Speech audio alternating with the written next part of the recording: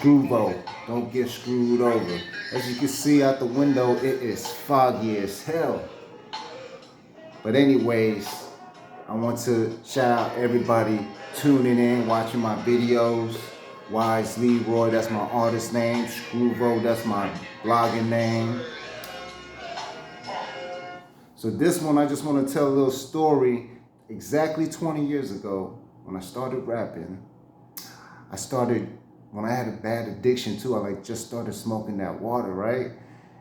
But I was on the hustle, I was on the grind, I was going out to get it. At the same time, I was hollering at all kind of girls, you know what I'm saying? I was getting all kind of numbers because I figured, well, if the more people I meet, the more I can spread my music. It don't matter if it's a dude or a girl. And it's funny because sometimes the girls be hollering at me, they be with their boyfriend. I'm like, yo, I got this music, I got some Screw CDs, you want to check it out? And we'll pull over and she's like, they'll be like, take my number down. And I'll get some girls' numbers and they'll be cheating, not in front of their boyfriend, but behind their back. I met two girls, they were both Hispanic.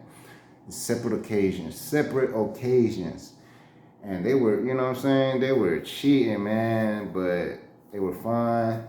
Shout out to DJ Screw. That's the type of music that I was into. So when I started rapping, it was because of my homeboy Charlie O. But the one thing about it is the guy that got me rapping, he's the one that introduced me to smoking Sherm. And it was a white boy. And I'm not going to say his name. And I'm not going to blame him for any of the stuff that I did because I started getting addicted by myself. But he did introduce me to it. He did say he also introduced me to rap, right? So he told me this is gonna, give you a push, make you better. And, as time went by, it did kind of make me better. It didn't make me better when I was smoking it. It was after I smoked it. It was like that, the day after feeling. When you smoke it, you just can't rap. You be so gone. I tried that already. I tried to write raps when I was right after I smoked, and I couldn't even hold the pencil anymore, the pen, whatever. I tried to write, and it was so sloppy. I thought of bars. Like I was with my blood Vietnamese Viet boys in Houston. But let's go straight to what I was trying to talk about. I started talking about all kind of stuff. I just wanted to give you a little idea of what was happening around my environment at that moment. So I bumped into a CDs and tape store. I was like trying to go find Swisher House. I didn't know how to get them because the internet at that time was just exploding. It was America Online and AIM, Instant Messenger, you know what I mean? So you didn't really have a lot of Google and you can find where everything is at. I didn't know where Swisher House was at. I didn't know how to get to Screwed and Chop, Screwed Up Records and Tape Store. But I saw one on Beach Nut. There was a CDs and tape store, and I went to that store. I think it was by HEB, an area on Beach Nut. I can't remember exactly, but it was owned by Jamaicans. And I knew a guy named T Double that signed to Jimmy Boy when Jimmy Boy got bigger after I left Houston. And it's funny because that same CDs and tape store, I started working there, right? I met the Jamaicans. He was hella cool with me. Every time he come in, he'd be like, K Lee. Because he wanted to push me as an Asian rapper. Plus, I'm chopping and screwing music better than the guy that chops and screw inside that store. I met the dude. I can't remember any of their names, man. If anybody remembers the name of these Jamaicans, the guy that's the boss that owns that place, he's short, a little stocky, and he was much older than me. I was 19 at the time. I'm thinking he was probably 40, 50. I don't even think he's alive anymore, but I still think about him. But one of the workers there was this little girl. She was only 16 at the time, little black girl. I was trying to, talk to her and what's up. She was not talk to her. She was just being a friend. She was selling cell phones. Cell phones were just getting started popular, you know what I mean? And I'm over here. They got shirts, like Southwest shirts, Alief shirts, Houston shirts with the block on the back, with all the streets and shit, like Fonran, Players shirt, all kind of stuff, right? My bad. So they had all these shirts in there, and he would hook me up. I would be like, yo, let me get a few shirts so I can go sell them. So I would drive around and go slang CDs and try to sell shirts at the same time and sell his CDs too. At the same time, I was like, let me get this CD. And he was hella nice. He'd be like, you can have this, you can have that. I would bring him Chinese food from my uncle's restaurant, which is the Chinese American restaurant on Bissonnette. It wasn't actually the Chinese restaurant my uncle's restaurant was not that far away from CDs and Tape Store. It was like 2-minute drive. That's how close it was. Yeah, the Jamaicans loved me there, man. I hung out there every day. I would go up there dipped out the day after, or sometimes even later on after I smoked the dip. I would roll up there just to kick it, see what's popping, share some new music. And he was paying me, man. He started paying me for the CDs. Like, he gave me $50 a CD one time, and I was like, wow, $50 for one CD? You crazy? Because he was going to sell it to somebody from New York. People were coming from New York. They heard the CD that I chopped, and they were like, yo, I'll buy that CD. Give me these songs, and I'm going to chop it. But anyways, the girl that was working there, I'm going to speed it up, though. This is what the story is really about. It's about the girl. I asked her to kick it. I had some lean. I had some drink. And, you know, when you have drink, any girl in my presence, I was going to be like, yo, you know, you trying to kick it, dog? Like, shoot, I'm the homie. So, finally, she gave me her number. But then, that day, she flaked on me. She didn't even show up. I had a couple of drink. I was ready to sip with her, kick with her, smoke some weed. And I'm calling her, and she's not picking up. I'm like, damn it. But the funny thing is, when I hopped out of my car, I had a black Civic at the time, right? I was sipping the drink, and I put the drink on top of my car, right? Don't ever put your drink on top of your car. Put the drink on top of my car. That's when I called her. Then I got mad. And what happened when she didn't pick up is I just hopped in my car, reversed, and drove off, right? Then I looked on where's my drink? I was like, where's my drink? And I was like, oh, shoot. Damn. No, this can't be. It was on top of my car. It dropped. So I reversed. I had a stick shift. I reversed and I pulled back and I looked down. I'm like, all you see is spilled drink with the ice too on the floor. And I was like, yeah. I know a lot of y'all real drink sippers has spilled many times. Every drink sipper I know has spilled their cup at least once. Kicked it, accidentally spilled it, fell asleep, and just shit got watered down, you know. But anyways, the next day, I come to work, I'm like, ooh, I'm about to talk to her, like, why did she flake on me? I go to work, I'm still zooted too, I'm watered up, I'm like half sober, half geeked. I'm not half sober, you know what I'm saying? I'm half functioning, but I'm half like foggy, smoggy eyes. So I bump into the boss at the CDs and Tape Store, and he was with a black woman. And he was like, hey, Lee, what's up, man? He was like, you talking to the black woman. I'm high and shit, I'm just looking. And it's a sunny day and it's hot, and my vision is not that good. So they're standing kind of far away from me, like maybe a car away from me looking at me, and I'm looking at them hopping out my car. I hopped out my car. And he's like, you know who this black girl is?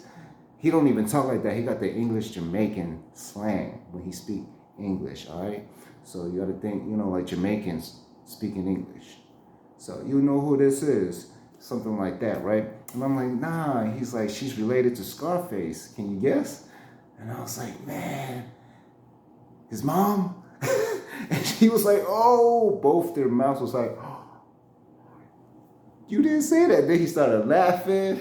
And he was like nervous. He started looking at her like, no, this is his wife. This is Scarface's wife. And I was like, oh, shoot, I am so sorry. I apologize. I was like, damn, I am so embarrassed that I just called Scarface's wife his mom, you know? I know she's mad at me.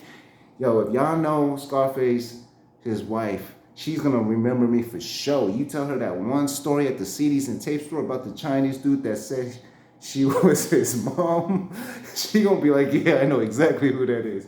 So she was there. We were all laughing, giggling. I just kept apologizing. I was like, oh, but because I thought of that, it's because of Fuck Faces, the songs. When I'm watching Scarface music videos, I've never met him in real life. And I'm 19, I'm young. I'm an Asian dude. So what I see on the music videos, if I see like a bunch of fine chicks with you, I thought she was a fine chick, like a dime. I thought Scarface had a dime. I didn't know she was a regular black woman. I thought since he was a rapper, because I'm young, like, I was like, damn, I thought he had some badass bitches. I thought he had more girls, matter of fact. I didn't even think he had a wife. I thought he had like a few girls. Because the raps, you know what I mean? So anyways, she forgave me. We laughed it off. It was hilarious. I found out that that was the daughter that I hollered at and got mad at of Scarface. So I'm like, oh shoot, man. I just try to holler at Scarface's daughter to go kick it and sip some drink, and I'm dipped out. I've been smoking dip. Oh shoot, this is all bad. And you know, Scarface is from that. He used to smoke dip. I guarantee you he smoked dust with wanna be a baller, Lil Troy. I heard Lil Troy say that stuff. I learned a lot of stuff on Donnie Houston podcast, man. How many people didn't smoke water? And it's crazy because I didn't know none of them smoked water. When I did it, I had no idea DJ Screw did it. I had no idea what they're talking about in the raps, most of it, like the slang. I was learning as I was going, but when I got addicted, I didn't know DJ Screw. I didn't even know DJ Screw died off of that stuff till Donnie Houston podcast, and that's almost pretty much 20 years later. So I was like, wow, what a connection. Plus my house was like, you know, like DJ Screws. People were coming in and out of my house. It was like a trap. People banging music outside. My neighbors is just like, yo, it's crazy how my house was similar to DJ Screws, but not like DJ Screws. I didn't make money like he did. I was slanging and shit happened. Lil Flex would come over, you know what I'm saying? It was crazy, and I didn't even know he knew to Screw the Plick. I didn't know Zero was Screw the Plick when he was giving me them CDs, man. I was young, dumb, off of ecstasy.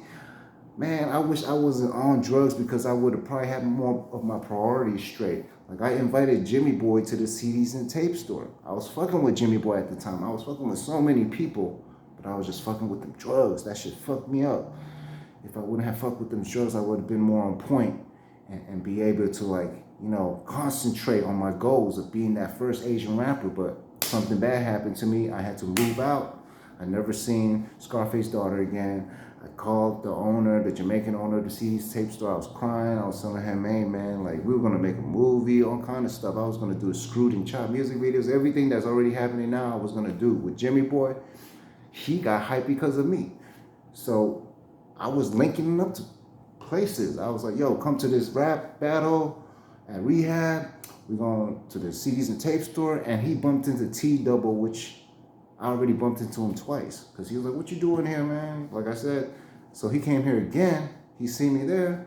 But then this time Jimmy Boy was there. And I saw them. They was like, what's up? Da, da. They hadn't seen each other in a long time. So I knew that when I asked Jimmy Boy to come there and T-Double came, they reunited because of me. You know what I'm saying? I would have never asked Jimmy Boy to come up there. He would never bump into T-Double. A lot of stuff wouldn't happen with Jimmy Boy if I didn't do what I did. You know what I'm saying? And thanks to everybody in Houston that I fuck with, like Matt Wang, Charlie O, Prince AJ, you know what I'm saying? Sugarland Boys, everybody, James Moon.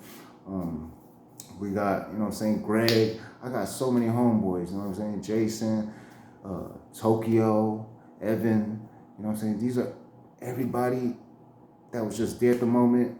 They all had a part to play.